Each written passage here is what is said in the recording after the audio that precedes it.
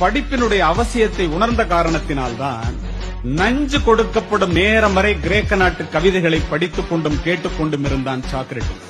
தூக்கு கயிற்றை முத்தமிடும் வரை படித்துக் கொண்டிருந்தான் உமர் முக்தார். தூக்கு மேடைக்கு அழைத்துச் செல்லும் வரை படித்துக் கொண்டிருந்தான் பகத்சிங். படுக்கின்ற இடம் கூட படிப்பகத்திற்கு அருகாமையில் கேட்டார் அண்ணல் அம்பேத்கர். படித்துக் கொண்டிருந்த புத்தகத்தை முடித்துவிட வேண்டும் என்பதற்காக தன்னுடைய அறுவை சிகிச்சையே அடுத்த நாள் மாற்றி வைக்க சொன்னார் பேரறிஞர் அண்ணா. பயணங்களின் போது எல்லாம் படிப்பதையே தன்னுடைய வழக்கமாக கொண்டிருந்தார் பாரதத்தினுடைய முதல் பிரதமர் ஜவஹர்லால் நேரு. படித்துக் கொண்டிருந்த புத்தகத்தை முடிக்காமல் தூக்கத்தையே மறந்தவர் முன்னாள் ஜனாதிபதி ராதாகிருஷ்ணன் அவர்கள்.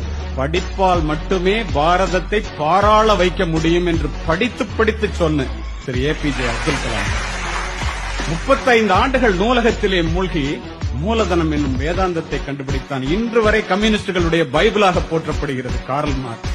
படிப்பு ஒரு மனிதனை எந்த அளவிற்கு உயர்த்தும் என்பதை ஆசிரியர்கள் உணர வேண்டும். பிக்காசோவினுடைய ஓவியத்தை விட, பீத்தோவனினுடைய இசையை விட, கம்பனினுடைய ஒரு செய்யுள், பாரதியினுடைய ஒரு பாட்டு, என் கண்ணதாசனினுடைய ஒரு வரி நம்முடைய வாழ்க்கையே புரட்டி போட்டது.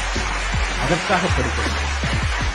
இரவு முழுவதும் தொழுகையில் ஈடுபடுவதை விட 1 மணி நேரம் கற்பித்தல் மேலானது என்கிறார் நபிகள் நாயகம். கற்றுக்கொள்வது மனித பண்பு, கற்றுக் கொடுப்பது மனித மாண்பு. கற்க தோங்குபவன் மாணவன், கற்றுக்கொண்டே இருப்பவன் ஆசிரியன். கற்றுக் கொடுப்பதனால்தான் ஆசிரியரை கற்றுக் கொடுப்பவர் என்று சொல்லுகின்றோம்.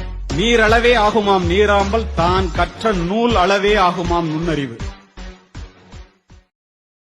Download ShareChat.